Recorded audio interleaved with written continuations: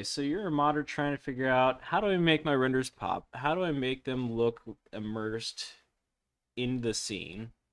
How I'm about to show you. Okay, typically you'll want a couple of different things. So first thing you're going to want is you're going to want to find yourself a really nice HDRI. So what I'll typically do is I'll go to Polyhaven.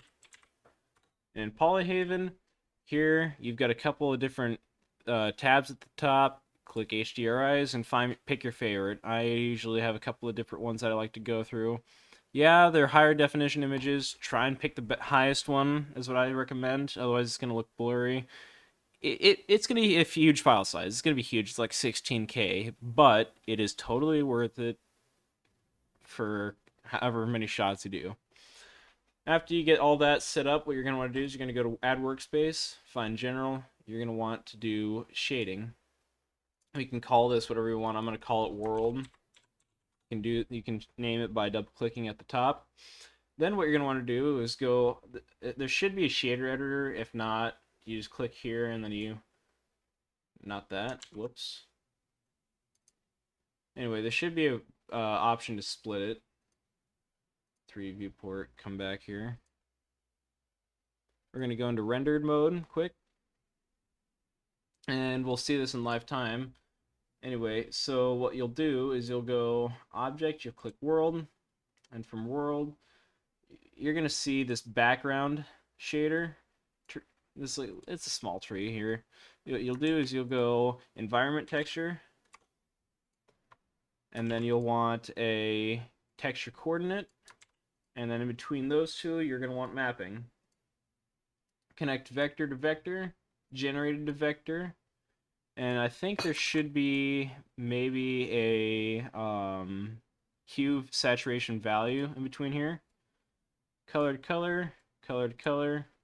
Should be all set. It's going to look pink for a second, but don't worry about it. Once you get that set, you'll click Open, and you'll find your EXR that you downloaded. I say EXR, I don't know what the file types are for all of these, but EXR works for me. So you're going to open that. It'll take a couple of seconds. Oh, brother, this guy stinks!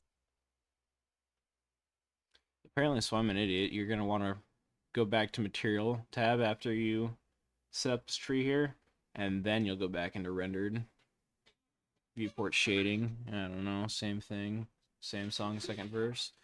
Anyway, now once that's loaded, you should have a nice little fancy background.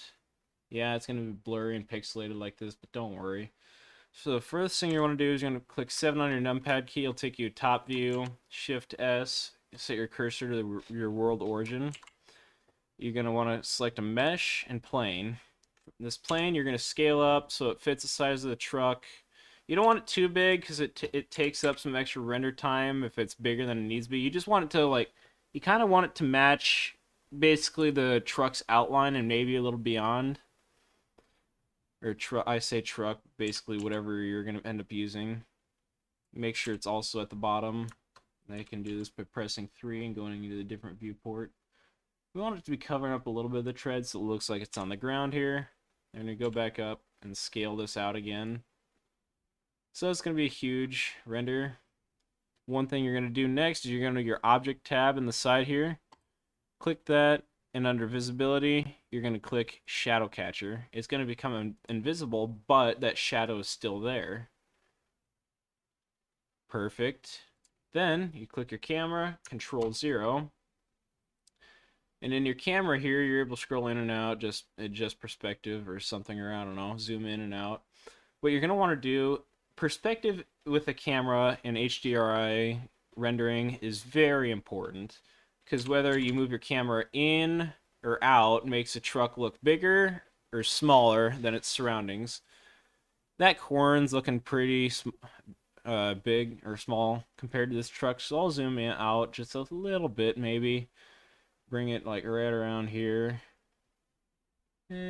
Somewhere in between. I find a happy medium, as Bob Ross would say.